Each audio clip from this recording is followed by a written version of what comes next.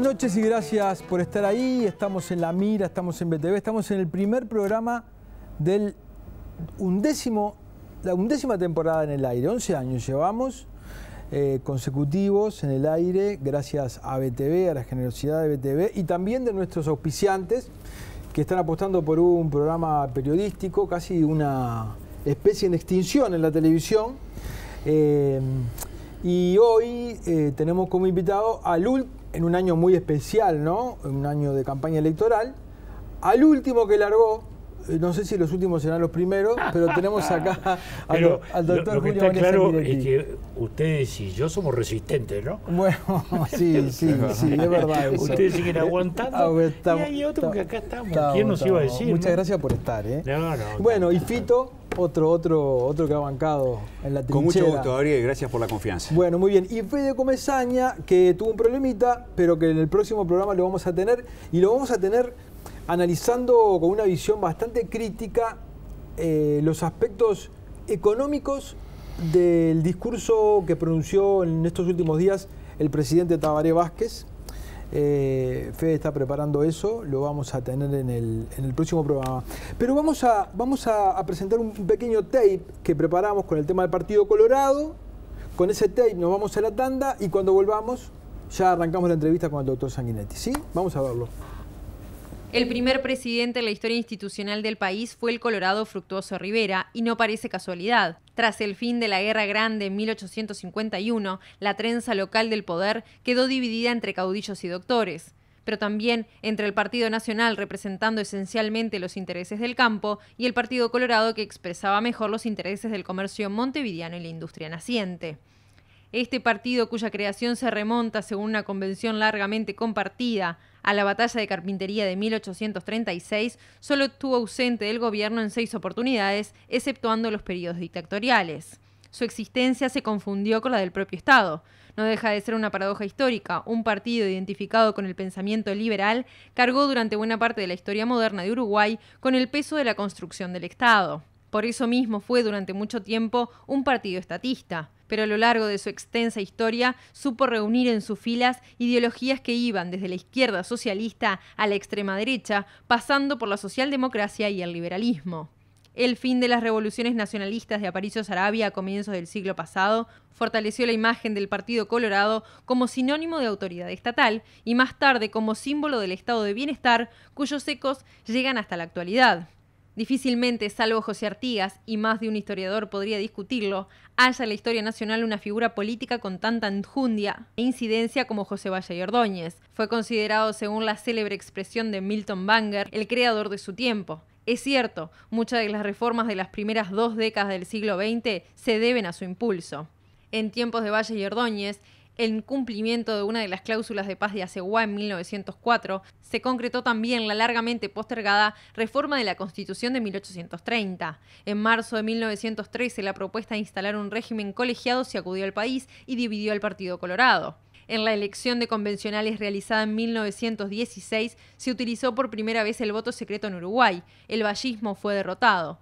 De las negociaciones posteriores entre colegialistas y anticolegialistas nació la constitución más curiosa que recuerda nuestra historia: el Poder Ejecutivo bicéfalo, un presidente y un Consejo Nacional de Administración de 9 miembros. Luego, y con una crítica mirada retrospectiva, otro Valle, Luis, es señalado como el hombre que lideró el fin de la época de las vacas gordas, generando un Estado pesado, que pagaba favores electorales con cargos. En verdad, el Estado había empezado a crecer antes, durante el terrismo. La era postdictadura en 1985 volvió a ubicar al coloradismo en el gobierno, pero en el inicio de un proceso de decadencia cuya profundidad pocos podían prever.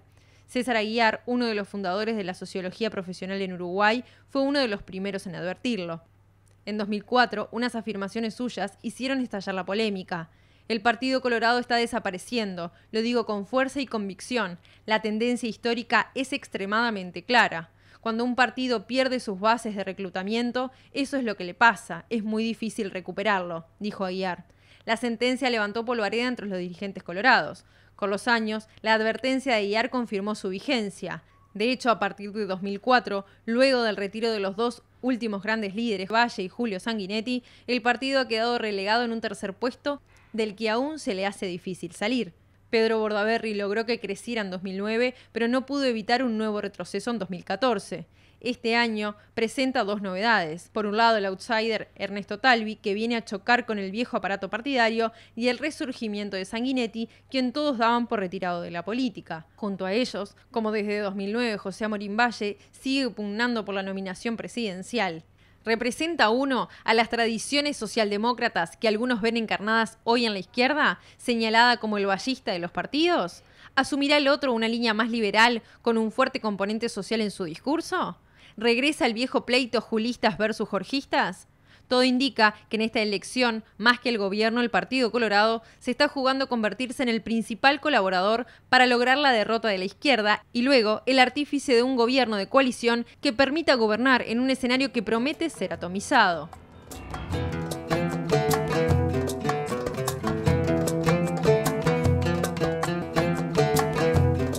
Bueno, seguimos, estamos como les anunciamos con el doctor Julio María Sanguinetti, 2 veces presidente de la República y ahora precandidato por el Partido Colorado. Un comentario del TIB que son grandes pinceladas de brocha gorda, ¿no? Pero un comentario. No, pero si nos ponemos a hablar con eso, discuto todo. No, entonces discute todo. Discuto todo. Entonces no. Matices. Sí. Voy a decir una sola cosa. Sí. Cuando ponen ahí, Luis Valleverres... Yo sabía que iba a decir eso. Sabía. Había aumentado previamente el 195%. Bueno, yo le voy a decir que los liceos aumentaron el 500% en ese periodo. Ese fue el lío. Sí, se expandió el Estado. Porque la clase media naciente, que venía creciendo de la época de Don Pepe, se incorpora a la enseñanza media. Cuando llego al liceo, había 7 liceos en Montevideo. 7. Estaría bueno ver de los funcionarios públicos cuántos eran maestros. ¿No? Entonces, por eso le digo, una enorme expansión de la educación. Por ejemplo, ese es otro debate, así como está ese titular, yo lo dejo ese. Pero vamos a ir al presente y al futuro. La candidatura de quienes tenemos más de 80 años no es lo que hoy el país necesita ni espera. Aunque estemos en condiciones físicas y psíquicas aptas, la edad es un factor de riesgo, dijo Julio María Sanguinetti. Agregó que imaginar que gente como Mujica, quien hoy tiene 83 años, la edad que usted tiene, y asumiría con 85 para terminar con 90, es un factor de riesgo que supone innecesariamente atribuírselo a estabilidad de la República. ¿Qué cambió de esta afirmación tan contundente? No, eso es verdad. No es el ideal. Yo no estoy aquí porque crea que soy el postulante con la ambición y el sentido que tenía, o la misión, mejor dicho, que tenía, cuando de 48 años me lancé a la primera para hacer el cambio en paz, después la dictadura, y llegué de 49. La segunda fue el 59 y también tenía una definición clara. Estaba motivado ¿para qué? Estaba motivado para hacer algunas reformas estructurales fundamentales. Consolidar algunas reformas estructurales que venían de la primera presidencia, como el tema forestación y el tema zonas francas, y novedades que eran la reforma de la educación, la reforma política, la derrota de la psicología inflacionaria, primera vez que se llega después de 50 años a inflaciones de un solo dígito, cosa fundamental, y la reforma de la seguridad social que iba a la quiebra. Entonces, esas son las cosas que nos motivaban entonces como elemento fundamental. A partir de allí, dije, no voy a ser más candidato. Dije eso, no voy a ser más candidato. No, señor. ¿Por qué? Porque quiero dar lugar a espacio, porque me quiero dedicar a escribir, porque me quiero dedicar a escribir a la historia, me quiero dedicar a polemizar con los historiadores a la moda y algunos politólogos también, esa es la sal de la vida, ¿no, verdad? Entonces, y contribuir a nuestro modo de pensar, a nuestro modo de decir. Muy bien, me dediqué a eso. Se produjo la renovación, apareció Pedro, candidato sólido, que se fue consolidando con el tiempo. Nadie discute hoy que es uno de los 2 o 3 mejores parlamentarios del país, sin ninguna duda, pero bueno, desgraciadamente resolvió retirarse. Y ahí se produce una situación inédita, y es que el partido empieza a declinar mucho más allá de lo que podía ser su situación difícil que venía transitando a partir de la crisis del 2002, que fue el punto de inflexión en el cual se produce esa situación. Bien, y se genera esa situación. ¿Qué hacemos? ¿Qué no hacemos? Yo en Punta Carreta mirando, estaba la perspectiva de Ernesto Talvi, con el cual yo venía conversando, después, sobre todo después de la muerte de Jorge, porque él conversaba con él y Jorge le había dado mucho estímulo. Bueno, pero él quería su proyecto distinto, su proyecto nuevo. En eso no logramos congeniar, sí en muchas otras cosas. Y entonces, ¿qué pasa? Que quedó medio partido, los héroes militantes que habían mantenido vivo el partido, que no encontraban, y otros que no eran los héroes militantes, sino, yo diría, el grupo de pensamiento más importante del país, porque ahí estaba Operti, estaba Teneri, estaba Dabrié, estaba Mosca, estaba Pascale, estaba Correa Freitas, estaba Inosigo, el ingeniero Cáceres, en fin. Puedo seguir media hora nombrando figuras. Pero esta figura que usted nombra, ¿no? Porque ¿perdón? El otro día conversábamos cómo en las campañas anteriores que usted participó, tenía el apoyo de una estructura y de hombres que fueron en sus respectivos departamentos 3 veces intendentes, ¿no? Sí, o sea, tipo, una larguísima trayectoria, y que eran la columna vertebral de todo ese aparato. ¿Quién es hoy? Porque todo el mundo mira a Sanguinetti, pero ¿quién está detrás de Sanguinetti? ¿Quién es, digamos, los jóvenes nuevos que acompañan a Sanguinetti? ¿Quiénes son los nombres que están atrás de Sanguinetti? Digamos que, para empezar, acabo de mencionar un elenco muy fuerte y muy pesado. Sí. No son... Que no tienen votos, ¿no? No, bueno, por eso. Esos no son caudillos por electorales. Eso, lo son, por ejemplo, los de Rivera, Marne Osorio y Tabaré Viera, que además llevan 4 intendencias en Rivera y que yo diría son un modelo único de capacidad política de administración. ¿Por qué digo único? Porque no hay ningún intendente que corresponda a un partido que entró tercero en lo nacional. Todos son del partido ganador o del segundo. Sí. Bueno, ahí, aún con el partido Colorado tercero, estos señores son votados por la ciudadanía de Rivera por su capacidad de administración, por su capacidad de gestión y por su honestidad. ¿Quién más? ¿Qué le parece? No, está muy bien, pero ¿quién más? ¿Quién más? Bueno, están los diputados, están los legisladores, está Berri, está Conrado Rodríguez, que es un excelente diputado por Montevideo, está Germán Cardoso, digo, como diputados que están esos son los nombres que uno puede apoyando la causa. Y hay mucha gente joven también, técnica y política también, pero técnica, ¿qué le puedo nombrar? Nicolás Albertoni, por ejemplo, que es un experto hoy en temas de comercio internacional, en este momento está haciendo su doctorado en Los Ángeles, pero colabora todo el tiempo por las redes, como lo hacemos ahora por internet, que trabajamos de ese modo. Digo, hay mucha gente joven muy valiosa también, que está allí corriendo, ¿no? Hay otros diputados más jóvenes, Gustavo Osta, por ejemplo, que ya ha sido diputado, Filler Alcantero, que ha sido un excelente diputado, un dirigente barrial importante en Montevideo, que se incorpora también ahora a nuestro movimiento. Este próximo viernes, se incorpora también la agrupación Montaner de Tacuarembó, que es una agrupación muy importante, con una diputada muy destacada, Susana Montaner.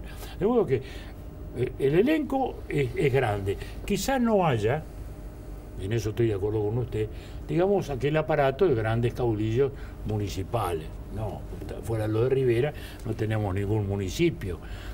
Lógico, esa es una, digamos, debilidad estructural del partido. Entonces, cuando se habla de estructura, hay que dimensionar. No estamos trabajando con una fuerte estructura. Y yo diría que salga a la calle y se va a dar cuenta.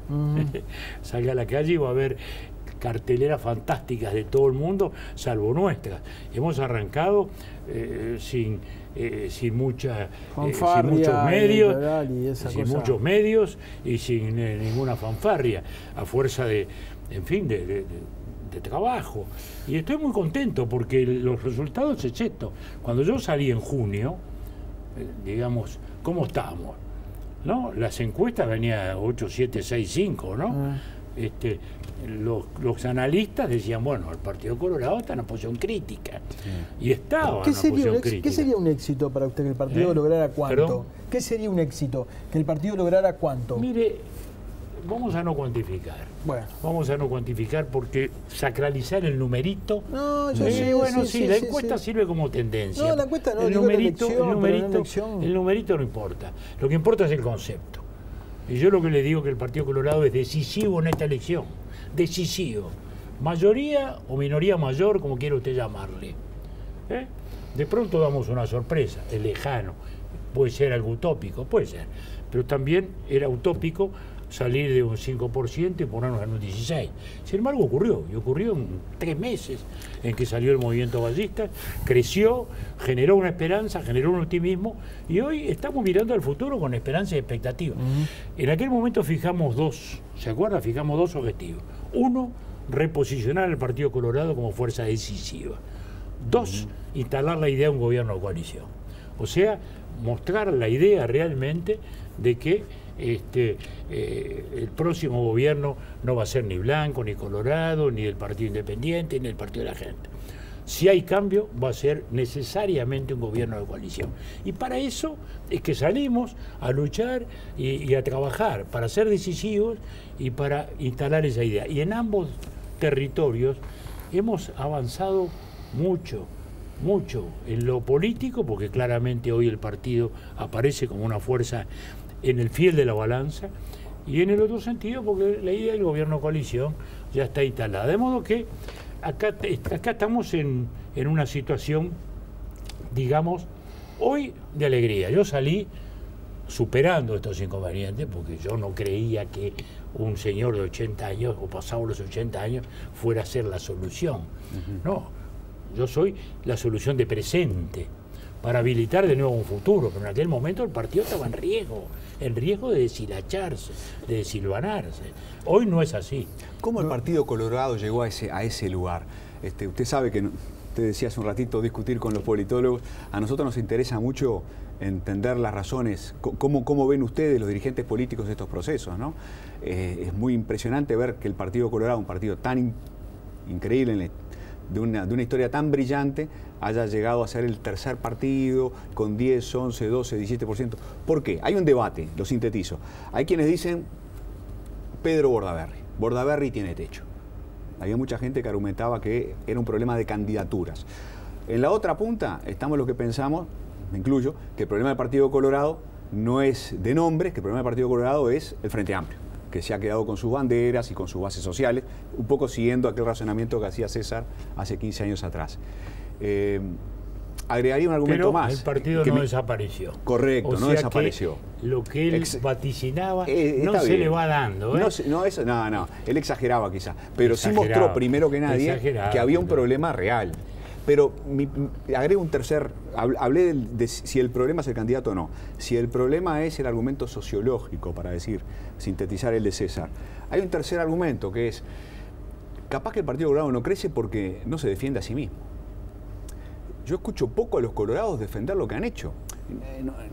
Defender la ley, no en los tiempos de Valle de Ordóñez, lo que hicieron desde el 85 para adelante. Bueno, yo acabo de decirlo. ¿Verdad? Entonces, ¿usted cómo ve? ¿Cuáles son las causas de la crisis del Partido Colorado? Ahora mire, hoy ya no estamos en crisis, primera cosa, vamos a empezar por ahí. Lo de Pedro Bordaberry no tiene sentido, porque el Partido Colorado cuando cae verticalmente es después de la crisis del 2002. Entendamos, no. Yo retomo la segunda presidencia y le entrego a Jorge con más votos de lo que yo había sacado para entrar. Así que el partido estaba intacto. Intacto en nuevas dimensiones. Ahora voy al segundo argumento suyo. Estaba intacto. Luego, ahí se produce la crisis del 2002 y el desbarranque, porque ahí sí que nos vamos al 10%. Exacto. Ahí. Yo diría que Pedro pasa a ser un factor positivo, porque nos lleva al 17. Es decir, que Pedro en aquel momento logró, digamos, de algún modo comenzar un reencauzamiento del partido. O sea que Bordaberry no era el problema. No, quizá el tema Bordaberry, por una injusta apreciación de la sociedad que traslada injustamente al hijo cargas políticas del padre. Más que injusto, eso es una basura, un concepto... Sí, un bajo sentimiento, pero estimulado políticamente. ¿No? Este es el hijo del dictador, toda esa cosa. Esa bajeza, naturalmente, de algún modo, en algún lugar plafoneó, digamos, su subida, que era fuerte y que era importante y que hoy es una persona ampliamente respetada. Lo que le estoy diciendo entonces es que nosotros, la caída profunda se produce en el 2002. Ahí es donde hay un factor de coyuntura. En un sistema político, y este sí es un tema importante para usted, muy importante, es que cuando fuimos al balotaje, todos éramos conscientes de que la historia cambiaba, porque se terminaba con 2, no con 3. Se terminaba con 2. Entonces, el que en algún momento tuviera un traspié era el que le iba a pagar caro. Podía haber sido el Partido Blanco, podía haber sido nosotros, podía haber sido el Frente. ¿Cómo ha pasado en Europa? ¿No? Fíjese, Francia, ¿no? En el último balotaje no estaban ni el gaullismo ni el socialismo, ninguno de los dos. Muy bien. Entonces, ese no es el factor. El factor fue la crisis. Ahí viene el factor de coyuntura. ¿Hay una tendencia sociológica a largo plazo? Sí, la hubo. Indudablemente el Frente se instaló en algunos sectores sociales, tratando de representar lo que significaba el vallismo histórico. Eso es verdad. Y hoy eso es lo que estamos tratando nosotros de reposicionar. ¿Por qué a nuestro movimiento le pusimos vallismo? Porque somos colorados, sí señor, por la historia del partido, pero somos vallistas, lo cual supone la definición ideológica. Por eso es que los liceos departamentales, como ahí decía en la cartelera de las obras de Don Pepe, no están solo en Don Pepe, lo social. ¿Cuándo se crearon los CAIF? Los creamos en la primera presidencia. ¿Cuándo se crearon las escuelas de tierra completo? Perdón, cuando usted hace esa interpretación de que el Frente Amplio intentó ser pero no fue, ¿no? O sea, no es vallismo esto. Pero no hay un cierto desprecio por la gente que votó eso, creyéndose que era vallismo y como que decir, le vendieron gato por liebre y la gente compró. A la gente hay que respetarla siempre. Y sí, pero no a veces se le respeta. Como decía Don Pepe, no a veces. El pueblo no siempre acierta, pero es el único que tiene derecho a equivocarse. En la democracia es eso, es el único que tiene derecho a equivocarse. Entonces vamos a ese proceso profundo en el cual ocurrió. Y ahí le introduzco un elemento actual. Primero, el vallismo está resurgiendo. Segundo, en el Frente Amplio está ocurriendo un proceso políticamente muy importante, que es la declinación del sector moderado. Es verdad. O sea, el rechazo a la candidatura de Astori, la declinación de ese movimiento, o sea, de la visión más moderada, más cercana al vallismo, que indudablemente captó muchísima gente, incluso gente que no era frentista y que todos conocemos y que decía, mirá, el Frente va a ganar igual, yo no soy frentista, pero por lo menos voto a Astori que va a parar la mano en alguna locura, ¿no? No pagar la deuda externa, nacionalizar la banca, en fin, esas cosas. Yo creo que eso es muy importante. O sea, hoy el Partido Colorado se reposiciona sobre la posición vallista, que es lo que estamos hablando nosotros, con un sentido social, rescatando. Con Pedro no estaba en ese lugar. Con Pedro estaba también, pero desgraciadamente operaba la imagen. No es que Pedro no fuera un colorado representativo de eso. Lo que ocurría es que le afectaba esa imagen con la cual se le golpeaba. Entonces, Pedro representa a eso otro, Pedro representa a lo otro. Bueno, eso fue, pese a lo cual Pedro, yo realmente lamento que no siga en la cancha, todavía confío en que en algún momento reaparezca, así como apareció en el fútbol ahora, inesperadamente, ¿no? Y el tema de las cosas inesperadas de la vida, ¿no? ¿Quién me diría a mí? Entonces, por esas causas, creo que hoy hay un reposicionamiento fuerte en el Partido Colorado y en el Frente. El Frente ya no es ese. El Frente ya no tiene ese sector hacia el centro, ¿no? Es el socialismo hacia Constancia Moreira. No hay nada de la otra pata. Antes de hablar del Frente y sobre todo del futuro, ¿no?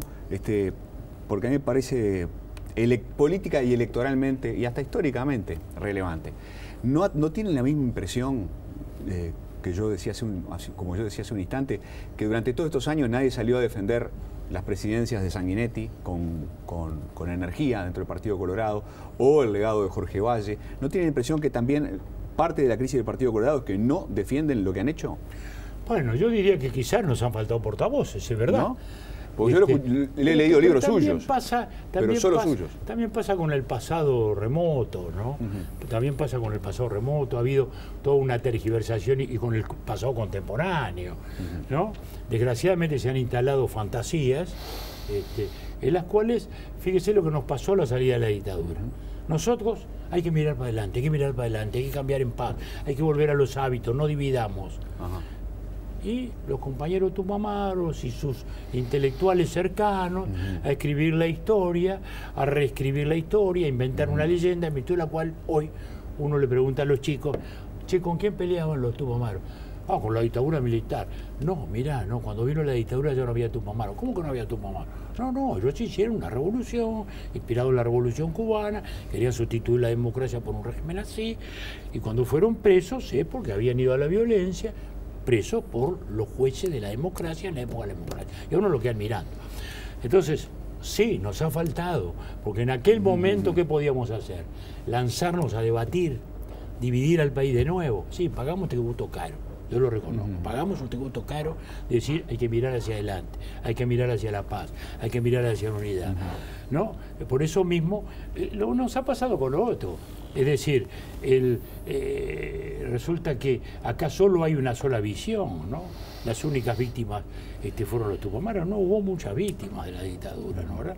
Y a su vez, hoy aparecen también muchos héroes que no los vimos a la hora de luchar contra la dictadura y de buscar caminos como los que encontramos, felizmente, del 80 en adelante para salir.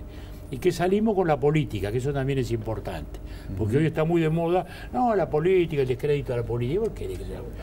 ¿Qué quiere decir eso? Si no es la política, ¿qué? Claro. ¿Qué es? Si no es la política, ¿qué? Venezuela, los tiros, ¿cómo salimos de la dictadura? ¿Salimos los tiros? No, salimos con política, con estrategias distintas incluso en la oposición. Nosotros, en concordia con el general Sereñe y su gran visión, y el doctor Chiarino, otra figura monumental también, y logramos salir políticamente, eso es lo que importa. Vamos a ver si nos vamos una tanda y en el próximo bloque podemos hablar de un par de temas programáticos. No va a ser la primera vez en una campaña tan larga que vamos a tener al doctor Sanguinetti acá. Seguro que a él, como a otros candidatos, lo vamos a tener más de una vez. Digo porque después empiezan los televidentes a mandar mensajes. Bueno, no le preguntaban esto, no se le puede preguntar toda una entrevista, pero por lo menos en la que viene vamos a ver algunos temas programáticos. Hoy, estos días me contaron que el doctor Sanguinetti dijo al ministro Bonomi lo defiende solamente el presidente de la República y un periodista. No sé quién será ese periodista, pero vamos a hablarlo en el próximo bloque.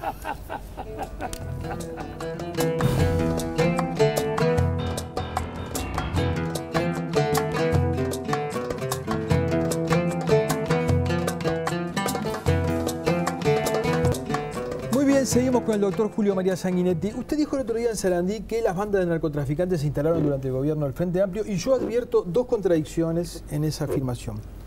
La primera es que fue usted el responsable de poner al frente de la Brigada de Drogas a uno de los hombres para mí más importantes en los últimos años de la historia de la policía, que limpió la Brigada de Drogas y que combatió duramente el narcotráfico y que fue sacado de la policía en medio de un confuso episodio en el año 2001 donde estaba involucrado el cártel de Juárez. 2001, cártel de Juárez.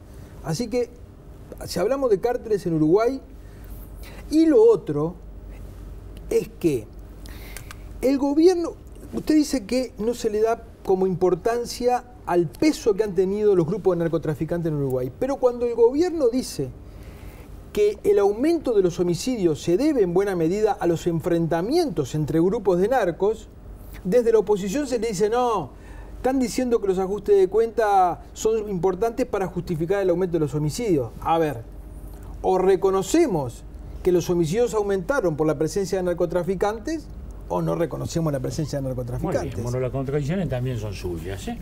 Vamos a empezar por ahí. Hace 10 años nadie hablaba de esos carteles de Juárez ni nada. Esa es una versión suya, no es la mía. ¿Perdón? Bueno, yo se lo digo. A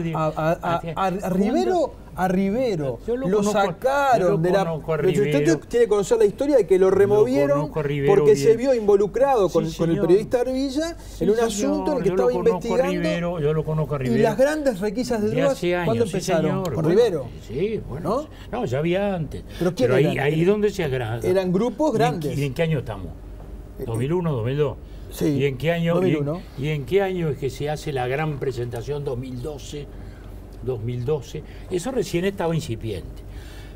Esto recién estaba absolutamente incipiente. Bueno, pero estaba. Sí, comenzando. Las grandes expansiones de los últimos años. Hace 8 o 10 años no hablábamos de banda de narcotraficantes. Porque no las perseguíamos. Pero reconoce, pero señor, ¿y dónde estaban los muertos?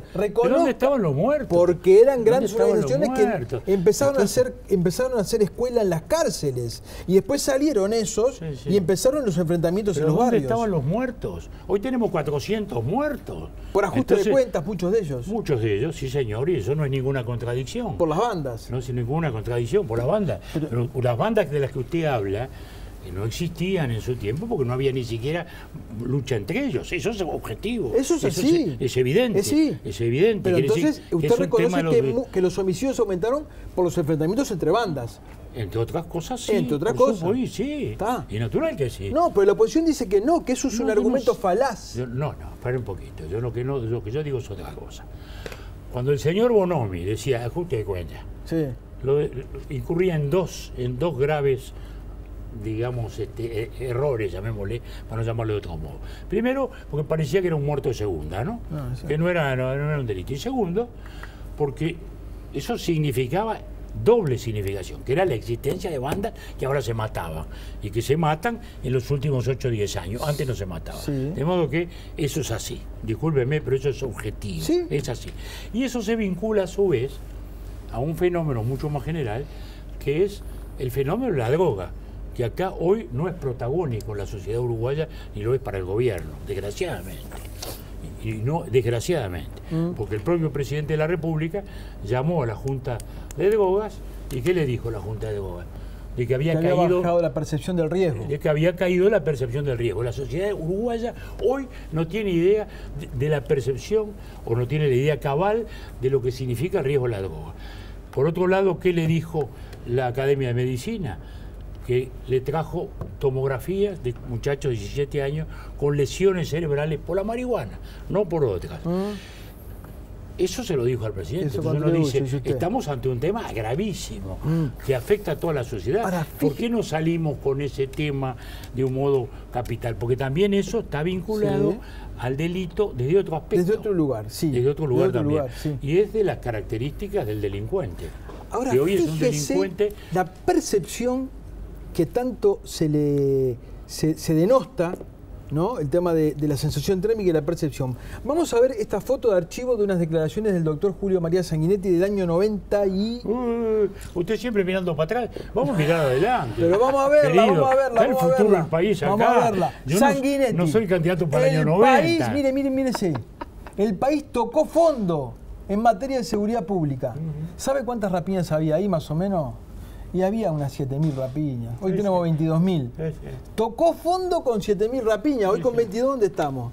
Lo que le quiero demostrar con esto... En un fondo mucho más bajo. Lo que le quiero demostrar con esto es que cada uno en su época ve, digamos, y se siente que es el protagonista del caos peor. Y en realidad... No, pero no es así. Pero usted me está hablando de 7.000 rapiñas. Y usted decía que con 7.000 tocó fondo. Sí, porque había 4.000 antes. Y hoy hay 20.000. Y dentro de 10 años, porque siempre sentimos que eso es lo peor que nos está pasando. Y hoy sentimos que esto es lo peor. Y dentro de 10 años... No, pero es objetivo. 20.000 rapiñas que se duplicaron cuando subió el ministro Bonomi, a que usted tanto elogia y aprecia. Lo aprecio y lo elogio cada vez menos, ¿sabe por qué? Porque le falta más izquierda en sus políticas. Muy bien. Ahora hablamos de eso. Había 9.000 rapiñas y hoy hay 20.000. Sí. Y hoy hay 20.000. Eso es objetivo. Sí. En aquel momento estábamos mal, hoy estamos tocamos fondo. Recontra peor. Recontra peor. Lo que pasa es que bajó el fondo, ¿eh? Bajó mucho. Estamos en el sótano. Todos hicieron mal las cosas. Estamos en el sótano. No es que todos hicieron mal las y fíjese, cosas. Pero vamos no a mirar es que todos hicieron mal las cosas. Hacia el es futuro. que como usted bien dijo alguna vez, y lo repetía el ministro Stirling, lo que se evita no se mide, no se mensura. Sí, señor. Pero acá no se evita porque tenemos 20.000 rapiñas y 400 muertos. Este año ¿qué pasó? Estamos llegando a los 400 muertos. El nuevo Código de Proceso Penal tiene algo que ver con esto. Récord. Pero ahora le voy a decir. ¿Usted sabe cómo se evita un muerto? ¿Cómo se evita un homicidio? Pare un poquitito. ¿Cómo se evita un homicidio? Eso ya se lo oigo cada rato. El homicidio pasional no se puede evitar. Ningún otro. Es pasional. Ningún es otro. pasional. Ningún otro. Y los otros sí. Sí, en la medida que si usted disminuye la droga y disminuye esos factores, va a disminuir. Es como el cáncer. Si fumamos menos, va a disminuir. ¿Usted vino con guardaespaldas hoy? ¿Vino con guardaespaldas? Yo no. Porque vive sin miedo. Lo hago. No, yo tengo miedo. ¿Tiene miedo? Muchas veces sí. Pero, pero un hombre como usted que se puede exponer a agresiones anda... Muchas veces sí, otras veces no. Cuando voy a la tribuna al campeón del siglo, como fui anteayer, ahí no tengo miedo. Me siento entre mi gente. Me siento entre mi gente. Ahí me siento... Y ahí lo protege toda la barra. Ahí me siento protegido. Pero en algunos lugares de noche le aseguro que yo no salgo porque... Y sí, al 40 semanas yo no voy. Porque... Y usted tampoco. Al 40 semanas no voy. Pero voy ahora a esto. Porque usted me mete en un debate que no miramos hacia adelante. Vamos a mirar hacia adelante. ¿Qué es lo que está prometiendo hoy el Frente Amplio? El Partido Socialista sale a combatir la propuesta de Larrañaga. Y dice que lo que hay que hacer es recuperar el espíritu del primer gobierno de Vázquez, cuando el Ministerio del Interior era socialista. Eso es una barbaridad. Sí, bueno, pero es lo que dijeron. Eso es una barbaridad. Sí, pero reunieron el Congreso del partido, lanzaron la campaña, la contracampaña de la propuesta de Larrañaga y al grito de volvamos al Ministerio Socialista de Díaz o de Daisy Tourné, que fue lo que ocurrió cuando largaron los famosos 700 presos, que está objetivamente demostrado que se produjo inmediatamente un aumento de la rapiña, hay estudios que lo demuestran, y entonces, si ese es el futuro, estamos muy mal. ¿Qué es lo que hay que hacer entonces? Yo estoy pensando de otro modo y creo que ahí tengo mis diferencias de concepto, tengo mi diferencia de concepto con el gobierno actual y con el ministro Bonomi, porque con muchas cosas. Primera, porque yo creo que la base de cualquier política es la ocupación territorial. La recuperación. La ocupación territorial. Es decir, el Estado es el monopolio de la fuerza, como decía Max Weber, es el monopolista, nadie más puede tener fuerza.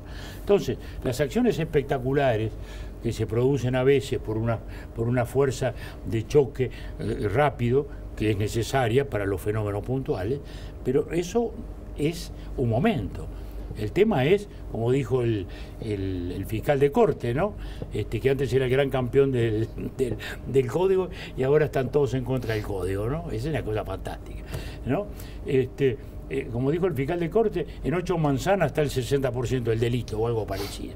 Bueno, si no podemos con 6 manzanas, estamos mal. Yo creo que lo primero es ocupar el territorio. No es la comisaría vieja, pero es el Estado, comisaría moderna, desde ya con otro sistema de patrullaje, pero no es la fuerza de intervención, la ¿Solo fuerza con policías? Bueno, yo creo que la policía es su cometido.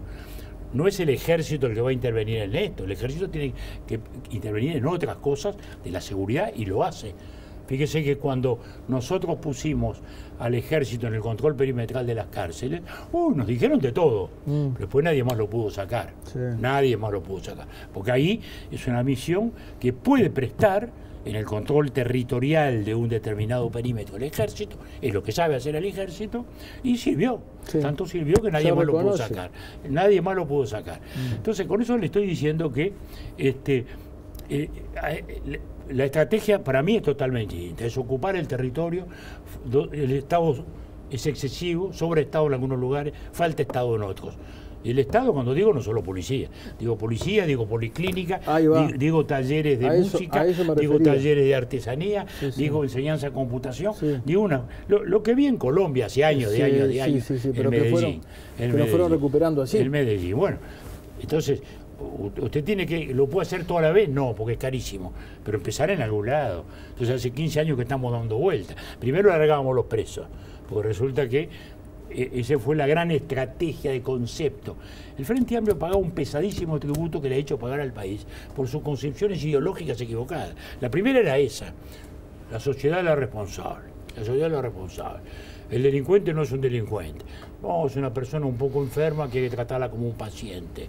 No, bueno, el resultado es esto, Ideología. No podemos aceptar tratado de libre comercio porque qué barbaridad, el imperialismo y el capitalismo universal. Nos perdimos un tratado con Estados Unidos cuando lo sabía, ahora ya no lo hay más. Usted el otro día, quizás sin quererlo, repitió un mismo concepto erróneo de la izquierda, que es vincular la crisis de 2002 y 2001 y la cuestión económica a la delincuencia y la violencia, cuando no hay una relación exactamente directa. Por eso las sociedades, como la uruguaya, mejoraron sus condiciones económicas y empeoraron la delincuencia. Sí, no son estrictamente paralelas. No son paralelas. Estamos de acuerdo. Pero yo estoy hablando de temas ideológicos. El gobierno del Frente hizo un enfoque ideológico del tema policial, y el primer gobierno fue un desastre. Y a partir de allí ya no se controló más. Y luego los tres gobiernos hicieron 3 presentaciones. Luego vino la estrategia Mujica, las 15 medidas. Que eran la ley de imprenta, que era controlar la violencia en la televisión, y la ley de la marihuana que le iba a quitar a los narcos el mercado. Y bueno, todos sabemos que de ahí para acá la cosa se ha agravado y no ha mejorado, y hoy tenemos, como decimos, muertes que antes no teníamos, Ahora bien, eso ha sido un tributo ideológico tremendo. Como ha sido un tributo ideológico, vuelvo a decir, el tema de los tratados de libre comercio, que hoy está afectando el empleo. Antes del tratado de libre comercio y de lo económico y eventualmente de la educación. No, yo estoy hablando de lo ideológico. ¿Cuánto le ha costado al país las ideologías remanentes de un Frente Amplio que no termina de asumir que el mundo es una democracia liberal y una economía de mercado? ¿No? ¿Qué pasa? Se juntaron las firmas, el doctor Larrañaga logró juntar las 400.000 y pico de firmas que se precisan para que haya un plebiscito reformando la Constitución para vivir sin miedo, según se argumenta. Su sector, ¿usted va a apoyar la reforma constitucional? Mire, muy claro, yo ya he hablado de ese tema, en nuestro movimiento dimos libertad, que cada uno opine a su modo. Yo personalmente no firmé por una razón jurídica, porque creo que hay cosas que no son materia de Constitución. Habilitar el allanamiento nocturno, sí, porque aquello del sagrado inviolable que viene desde los siglos, ya hoy requiere otras cosas. Eso es materia constitucional. Está bien, las otras cosas no son materia constitucional. Ahora, yo lo entiendo, es una respuesta. En mi casa, doña Marta firmó. Bueno, ella no tenía los pruritos jurídicos míos. Es decir, ¿por qué? Porque se siente que es una respuesta a lo que se siente un estado de indefensión. Entonces, ¿qué va a ocurrir? Bueno, cada uno votará lo que quiera, y yo creo y respeto mucho el procedimiento de Larrañaga, y aquí sí, el presidente exhortó el otro día una campaña limpia. Bueno, que empiece por casa, ¿no? Porque esos senadores frentistas que poco menos que quisieron hacer el otro día una especie de caso Maldonado con este muchacho desgraciadamente asesinado. Ese fue bueno, está bien. Y otros que se treparon. Un senador del Frente Amplio. Sí, y otros que se treparon. Pero hubo otros que se treparon y que la campaña de la siembra del odio generaba estas cosas. Vos querías hablar de la educación, ¿no? Espera un poquito. Y le agrego otra. 2 ministros que descalifican a un candidato presidencial, ¿no? Lo descalifican personalmente. Bueno, yo digo que todos tenemos que contribuir a eso. Porque ahí, sí que tenemos que defender. Algunos suyos se le va a escapar, Algunos suyos se le va a escapar y se le va a ir la boca, ¿no? Bueno, trataremos de que no. Pero otra cosa es que cuando uno ve 2 ministros, no estamos hablando de un diputado que se enojó en el calor de una discusión, estamos hablando de ministros.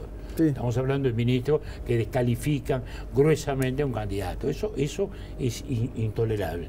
Desgraciadamente, y ahí también lo digo, en la historia del Frente hay mucho de esto, muy de descalificar. Pero bueno, pasamos esa a la es otra educación. historia. Pasamos hacia adelante. Que nos dé Pasamos tiempo. a la educación. Vamos arriba. Es imposible hablar con Sanguinetti sin preguntarle por la educación. Primero como ministro de Educación, ¿no? La famosa ley de educación. Después del año la reforma de 72-73, Rama. Después la reforma Rama. ¿Qué hay que hacer con la educación? ¿Hay que derogar la ley de educación que votó el Frente Amplio en el primer gobierno? ¿Qué es lo que hay que hacer? Yo creo que fue una pésima ley porque desbalanceó la capacidad de administración, le dio un poder excesivo a los gremios, que a mi juicio es equivocado, porque a su vez el que se sienta ahí del gremio tiene un peso específico de movilización mucho mayor que el pobre funcionario. Perdón, que y los directores eran exgremialistas, por la ley, por la propia ley. Además. Entonces, todo eso generó una distorsión absoluta. Aquel famoso debate educativo fue una farsa. Y no se discutió lo sustancial. Por supuesto se discutía, bueno, el fondo, el contenido, los procedimientos, los métodos. Se discute como siempre el poder. Sí, es verdad. En la materia de educación siempre es quién tiene el poder y cuánta plata hay. En estos años se ha metido mucha plata en la educación, como mucha en seguridad también, y sin embargo los resultados no han sido buenos, no se han mejorado como se debiera. Entonces, acá hay un tema de estructura que empieza en el rescate de la comunidad educativa, cosa fundamental. No es posible que cada año estemos eligiendo la hora y que el profesor va para acá y le cambian para allá. No, hay que generar una comunidad educativa donde el profesor tenga permanencia, el director tenga permanencia.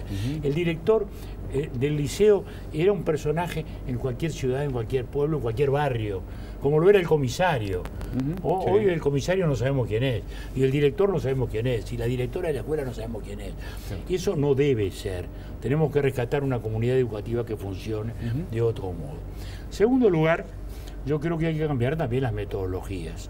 Hoy ya estamos en un tiempo distinto, hay que usar las técnicas nuevas, 11 materias o 10 materias o 9 materias, algo que no soportan los chicos y que tienen razón. Que tienen razón. Hay que buscar una enseñanza por áreas y mucho más práctica, mucho más referida a proyectos y a temáticas como hay experiencias en el mundo. Doctor, pero a usted, es verdad eso que usted dice de que se discute en clave de poder, pero ¿no le parece que antes de empezar a hablar de los contenidos y todo eso, hay un debate de poder y es que el poder político recupere el control de la educación? Es lo que estoy diciendo. ¿No? O sea, es lo que estoy diciendo, hay que recuperar el poder porque se le dio una parte del poder político a las agrupaciones. ¿Cómo se recupera eso? ¿Cómo se fue hace? El primer conflicto. Mire, ¿cómo se hace cambiando la ley? Hay que cambiar la ley. La primera ley, aquella cuando yo fui ministro de Educación, me dijeron de todo, porque había creado el CODICEN, o sea, un organismo que regulaba todo. Era una cosa fascista. Estábamos eliminando las autonomías. Le decíamos, no, señores, hay un solo organismo autónomo. La autonomía cambia de lugar, simplemente va a estar el CODICEN y los de abajo van a ser... ¿Tiene que mantenerse la autonomía o no? Porque EDUI 21, por ejemplo, dice que el Ministerio de Educación tiene que regir la educación. Yo ahí tengo un matiz con EDUI 21. Yo creo que la autonomía es un debate político muy fuerte que quizás enrarezca el otro debate, ¿no? Entonces, el tema es tener un CODICEN que responda a la orientación del gobierno. Para eso se creó el CODICEN, ¿no? Entonces, ahí estaba Rama, ahí estaba Williman, y estaba Tornaría, y estaban las otras dos profesoras, Rosa Márquez y Leite. Es decir, era un CODICEN identificado con el gobierno. Pero no es el momento, usted dice que ahora si lo da, meterse en ese debate es dejar para... No, porque nos va a distorsionar, entonces se va a discutir el tema de la autonomía. Entonces, ¿qué hay que cambiar de la ley de educación? Lo que hay que discutir es sacar los consejos. Los consejos tienen que estructurarse de otro modo. Sí, las gremiales tienen que seguir cumpliendo su función de gremiales, pero no de ejercicio del poder público. El poder público, el poder del Estado, lo tiene que ejercer aquello que designe el Estado. Es más, le diría que hoy, fíjese que se está hablando de la estructura de un currículum unitario, digamos, desde los 5 años o de los 4 años hasta el final del bachillerato. Que que ahí el presidente ocurrió en más de uno deslices en lo que dijo cuando dijo que terminaba la secundaria.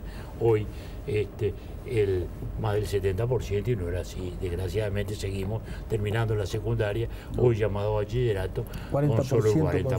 Bueno, eso fue un desliz. Se nos está terminando el tiempo. Bueno, pero yo termino también. Y bueno, porque tenemos que hablar del futuro. Usted, sí, pero usted siempre quiere los debates retrospectivos. No. Bueno, entonces, no, pero es así. Ya lo vamos a tener entonces, yo vez. lo que estoy hablando es de una educación del futuro. Tiene que haber mucha más comunicación por internet, tiene que haber mucha más presencia digital, tiene que haber más comunicación de ese tipo, fortaleciendo una comunidad educativa que tiene a su vez una periferia virtual. Entonces, todo eso hay que cambiarlo, la enseñanza de las matemáticas, la enseñanza de la historia. Y ahí entramos en un tema valores, que es sustancial.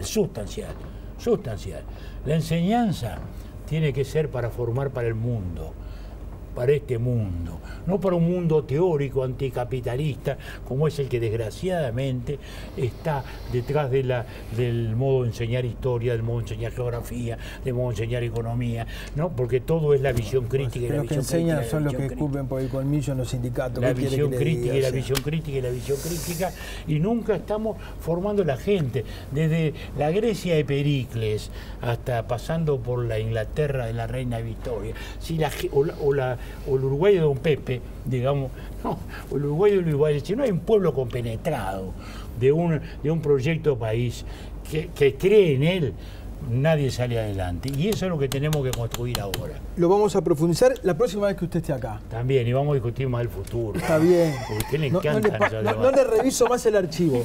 Le quedo muy agradecido. Yo encantado. Porque quiere decir, ¿sabe qué quiere decir? Lo que es la flexibilidad de la política, lo que es la adecuación de la política a la situación. Yo realmente creía que no iba a ser candidato, pero ni en broma. Pero que lo creía, hace un año venía acá y lo juraba. No era mi intención, no señor. Bueno, pero está ahí. La realidad me llevó por delante. Muchas gracias por haber estado. Gracias. Gracias a ustedes por haber estado ahí. Los esperamos el miércoles próximo, perdón.